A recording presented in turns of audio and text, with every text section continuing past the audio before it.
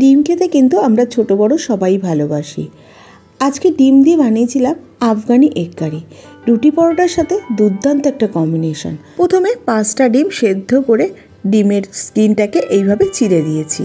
তারপর কড়াইতে সাদা তেল দিয়ে তেলটা গরম করে নিয়ে বেশ কিছুটা পেঁয়াজ কুচোনো, লঙ্কা, আদা, বেশ কিছুটা রসুন আর কিছুটা ভাঙা কাজু দিয়ে 4 থেকে 5 মিনিট গ্যাসের ফ্লেমটা হাইতে করে দিয়ে একটু ভেজে নেব। লালচে রং ধরেই কিন্তু ভাজবো না, এরকম নরম নরম হয়ে গেলে ঠান্ডা করে মিক্সির জারে নিয়ে নেব। তারপরে বেশ কিছুটা ডাঁটি সমেত ধনেপাতা দিয়ে দেবো তার মধ্যে। তারপরে একটা মিহি পেস্ট তৈরি করে রেখে দেব। পেস্টটাকে সাইডে রেখে দিয়ে মূল রান্নাতে চলে যাব।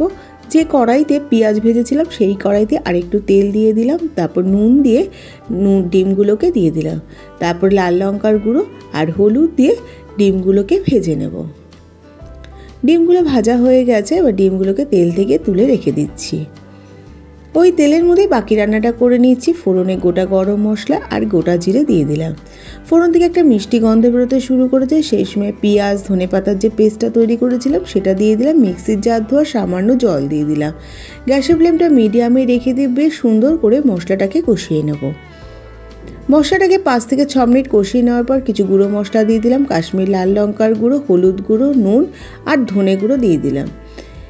মশলাটাকে খুব সুন্দর করে আবারও একটু কষিয়ে নেব যতক্ষণ তেলটা ভেসে না উঠছে মশলার ওপরে। তেলটা ভেসে উঠেছে, এবার ফ্যাটানো টক দই গ্যাসের ফ্লেমটা একদম লোতে করে দিয়ে টক দইটাকে দিয়ে অনবরত নাড়াচাড়া করে কষিয়ে নিতে হবে। অনবরত নাড়াচাড়া যদি না কষানো হয় তাহলে কিন্তু টক দইটা ফেটে যেতে পারে। বেশ সুন্দর করে কষানো হয়ে গেছে, এবার আগে থেকে ভেজে রাখা ডিমগুলো দিয়ে দিচ্ছি। ডিমটাকে দিয়ে গ্যাসের ফ্লেমটা মিডিয়ামে রেখে দিয়ে ডিমের সাথে মশলাটাকে আরও 4-5 মিনিট সময় ধরে কষিয়ে নিলাম। এবার গ্রেভির জন্য উষ্ণ গরম জল 1/2 কাপ মতো দিয়ে দেবো। এই রান্নাটা একটু মাখো মাখো হলেই ভালো লাগে, তাই জন্য উষ্ণ গরম জল 1/2 কাপ দিয়ে দেওয়ার পর 3টে চেরা কাঁচা লঙ্কা দিয়ে দিলাম। আর দিয়ে দিলাম 1/2 চামচ গরম মশলা গুঁড়ো। গরম মশলাটাকে দিয়ে ভালো করে নাড়াচাড়া করে নিয়ে এবার গ্যাসের ফ্লেমটা মিডিয়ামে রেখে দিয়ে 7-8 মিনিটের জন্য ঢাকা দিয়ে রেখে দেবো। 7-8 মিনিট পর ঢাকাটা খুলে নিলাম। দেখুন তেলটা ভেসে উঠেছে ওপরে।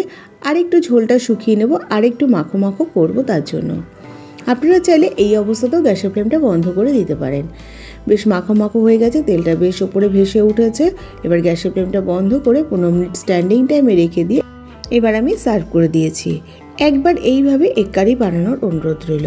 খেতে কিন্তু দুর্দান্ত লাগে। তাহলে আজকে এই পর্যন্ত, আবার হাজির হয়ে যাব নতুন করে রেসিপি।